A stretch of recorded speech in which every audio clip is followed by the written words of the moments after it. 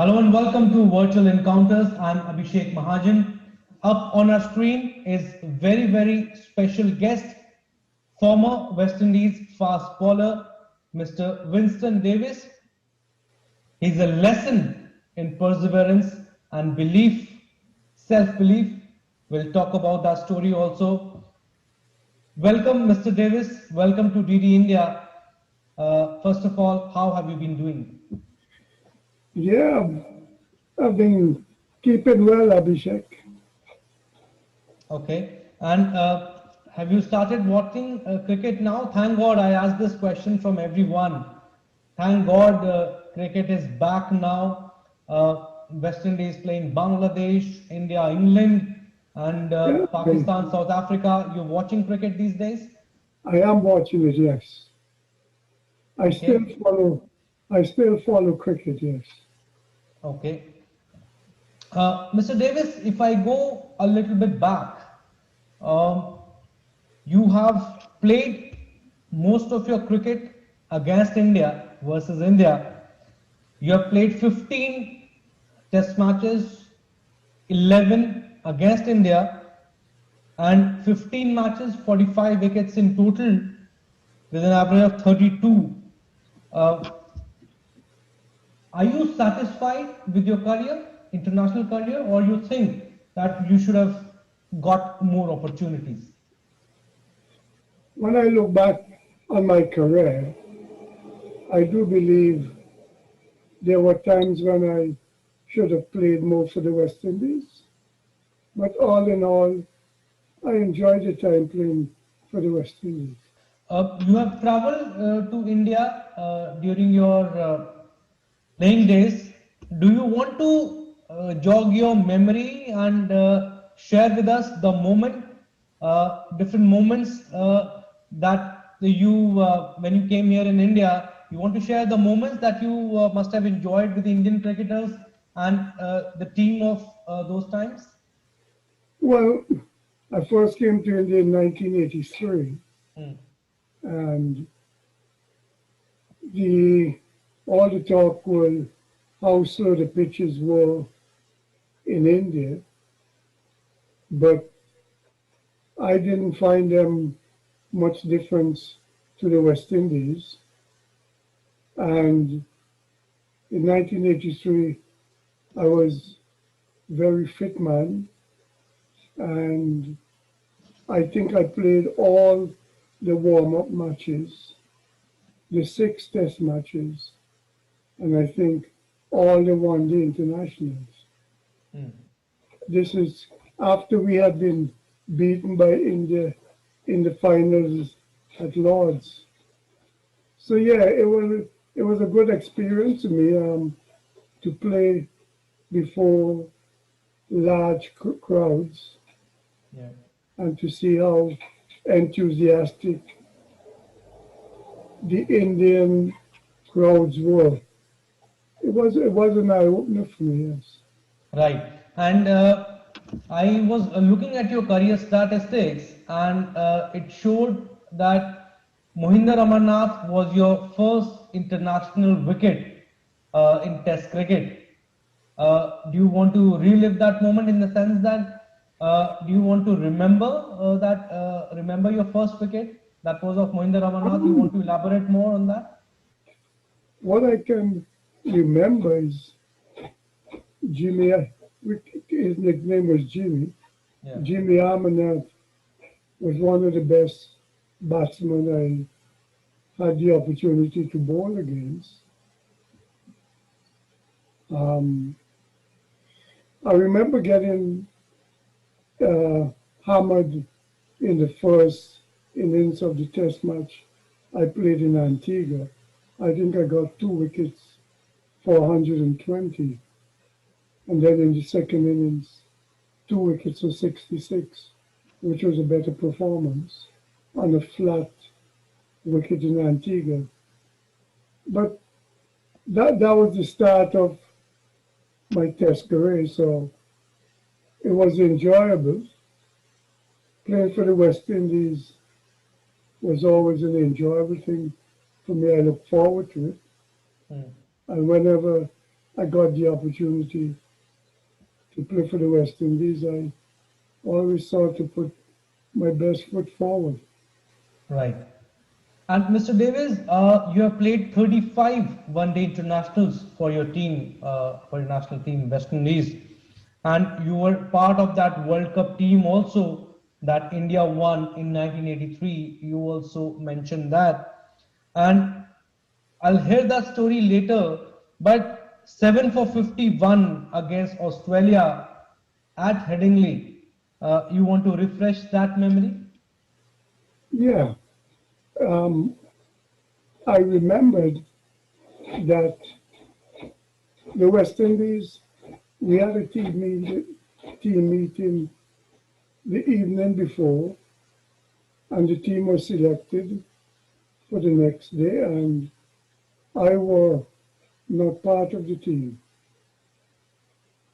And the morning of the match, during the warm-up session, half an hour before the match started, Clive Lloyd, the captain, came to me and said, Davo, they call me Davo, short for Davis.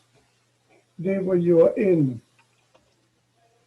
And basically what had happened overnight, Malcolm Marshall had developed some sort of injury or illness, and he couldn't play. And I was drafted in, and that was history in the making. Right. And also, you did exceedingly well. I was, in fact, watching that video. You were a tremendous fast bowler, I must say. But I want to talk about that 1983 World Cup final against India. You were part of the squad, but you did not play. You were not part of the playing 11. But what was the talk in the dressing room? Uh, were the West Indies overconfident that they'll beat India in the final easily? At the halfway stage, we were confident we could have overhauled India totally, yes. Whether that led to overconfidence, I'm not sure. But I think we perhaps made a few um, mistakes. If I recall correctly, the batting order was tinker with somewhat, and we never really um, got on top of the Indian bowlers. Um, I think it was Mahinder Singh Sidhu and Madan Lal. They, I think they bowled very well on that pitch.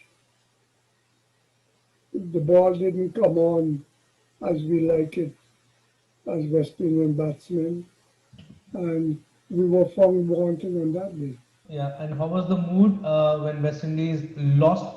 Obviously, heads must be down after West Indies lost to India in the finals, and that too of the World Cup. Vivian Richards and everyone must be very, very disappointed. It was a very somber dressing room.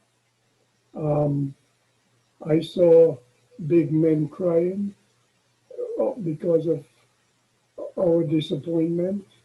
It was a difficult time because we did believe we had the team to win that finals, and somehow we lost.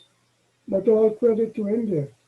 India made a small total and they didn't give up. They came out fighting, and on the day they were the better team. Yeah, very rightly put forward by you. On that day, India were definitely the better team, and cricket changed after that in India. But sir, I was speaking with Gus Logie the other day. He has been your teammate in West Indies. He shared with us his camaraderie with the Indian cricketers, with the likes of Sunil Gavaskar, Jimmy Amarnath, Kapil Dev. Ravi Shastri, Yashpal, Gaikwad, Bisham Singh Bedi. Do you also have fond memories with the former India cricketers?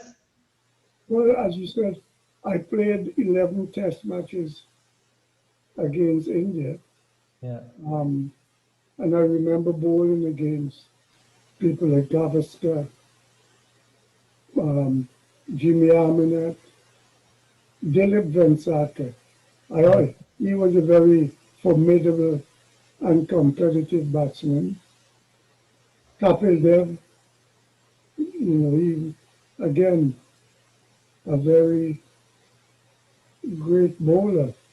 Kapil Dev was a good challenger, and we enjoyed the battles playing against India.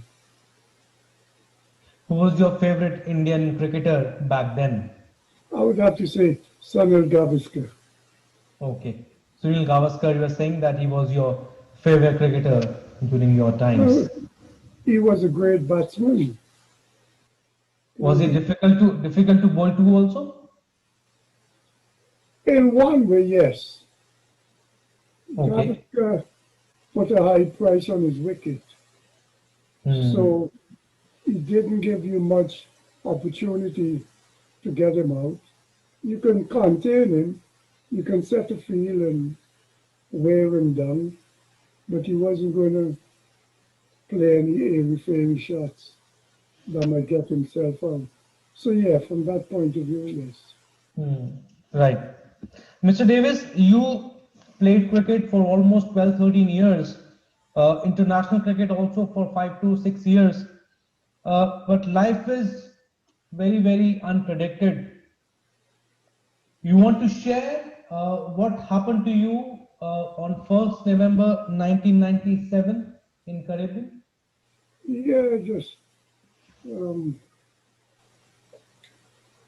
I went up into a tree to prune a branch on that fateful day, and I got knocked out of the tree. And the moment I landed on the ground, it was found that I was paralyzed from my chest down, and for the past 22 years, that has been the case. Hmm. Right, but did you ask God? I mean, you were working for a very, very good cause. That you're saying that you were working for a church, Right. and because it must have been very, very difficult to accept the reality initially.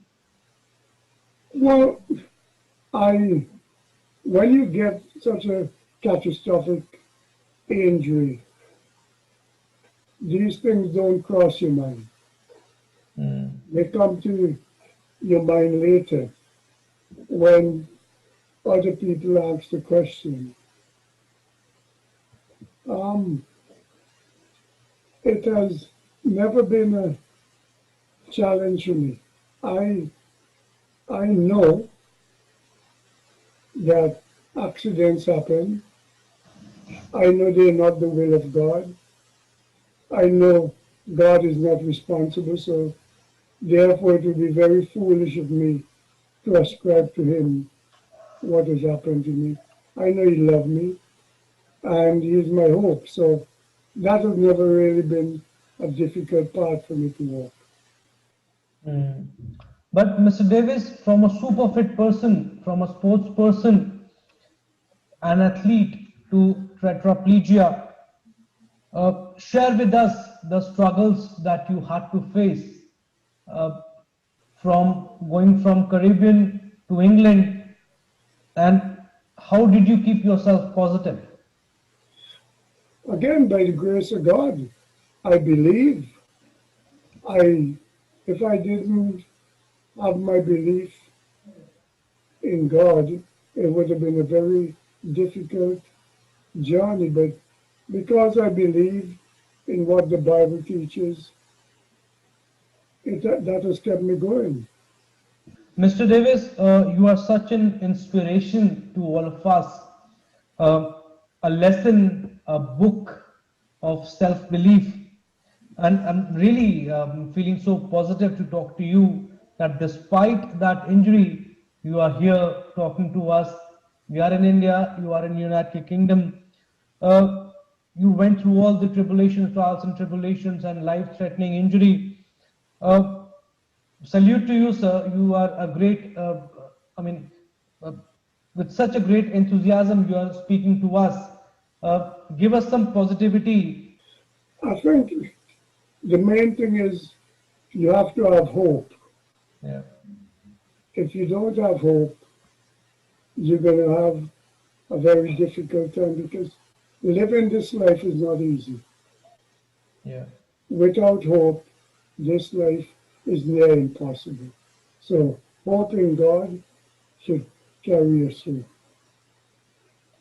Yeah, but do you want to share with us the struggles? I mean, from, like I said, from a super fit person to someone who had a hard time even getting up from the chair. Tell us the struggles that you had to face. You know, Abhishek, the hardest thing for me is going from, like you said, a fit person Yeah. doing everything for themselves to now having to rely on someone to do the things that I can't do. That's the hardest thing. Right, Mr. Davis. Tough times don't last, but tough people do. And what I believe is there are two ways to look at life. You can either be negative or positive. I So absolutely agree with you. yeah, you chose to be very, very positive, and talking to you, it's giving me so much strength and so much positivity. Hats off to you, sir. But are you freely moving now? Do you have a good time also with your friends? Yeah, um, not as much as since this evil disease come on the scene, but before, yes, I did as much as I um, wanted to. So yes, I watch cricket. I go to the grounds in England and watch cricket and catch up with my friends. And do you move freely with your chair now? I mean, I you use can an move. elect- You can I move use freely from an one elect- room to another. Say again? You can move freely with your chair from one room to another. Yes, I use a electric wheelchair which gets me around. Yes. Okay. Do you also manage to go out with the chair? Yeah, I Okay. do indeed. Yes, I Okay. go. Tell us, I do tell us more. your, tell us your routine. I mean, do you like going out in the morning or in the evening? What do you do the entire day? I do most the same thing like most people. I go shopping. Okay. I go socializing, visiting my friends. So I the wheelchair is like my legs. Yeah. So once I get in the vehicle and I go out from the house, Hmm. then it's basically from point to point. I get in the vehicle from there. I go to the supermarkets. I go to the sporting arenas. I visit friends. So I do much the same like everybody, only that I need a wheelchair to get around. And coming back to cricket again, Mr. Davies, who do you think is the best team in the world currently? I'm talking about the test matches. To a degree, I would have to say, on an all-round man for man, I would have to say Australia, Okay, man for man. okay, But um, on a given day, you know, India scored an amazing win a few weeks ago yeah, against Australia. yeah. Even having played at that level, I was very surprised that India was able to pull off such a victory. And that is a great testimony to Indian cricket. What do you have to say about the current crop of the Indian team? Some very exciting cricketers. Okay, I I enjoy watching the IPL. I think the IPL has been very good for Indian cricket. It has exposed a lot of new talents, and long may it continue. Yeah, but what do you want to say about the West Indies team? It's very unfortunate, no, that the likes of Chris Gale, Bravos, Sunil Naran, they are doing so well in their respective leagues in the sense that they do well in CPL. They are playing the IPL also, T10 leagues also that have started off late, but they are not playing for the West Indies. Do you think it's very unfortunate? There are issues with the West Indies cricket board? It is unfortunate that the best players in the West Indies are not selected or become unavailable to play for the West Indies. Hmm. I am disappointed, but I realize the times we are living in now, and I just enjoy the cricket. I enjoy the successes, and I mourn at the disappointments. Do you think the current crop of the West Indies team can bring the past glory back? The glorious days of the West Indies in 1970s and 80s? Abhishek, my thoughts on West Indies cricket has to do with the attitude of the current players. When I Hmm. say current players, I mean for the last 10 years. Okay. Um, the right attitude is what I think is missing for the West Indies. West Indies have talent, they have ability, and they have some good leaders, but the attitude of individual players. What do I mean by that? When I played for the West Indies and the guys then that I played with, we treated it as an honor to represent the West Indies. Um, Other consideration came second. Hmm. To play for the West Indies was a desire and an honor. And I don't know whether that is the case today. Right, Mr. Davis, last question for you. What advice do you want to give to the youngsters who are still young?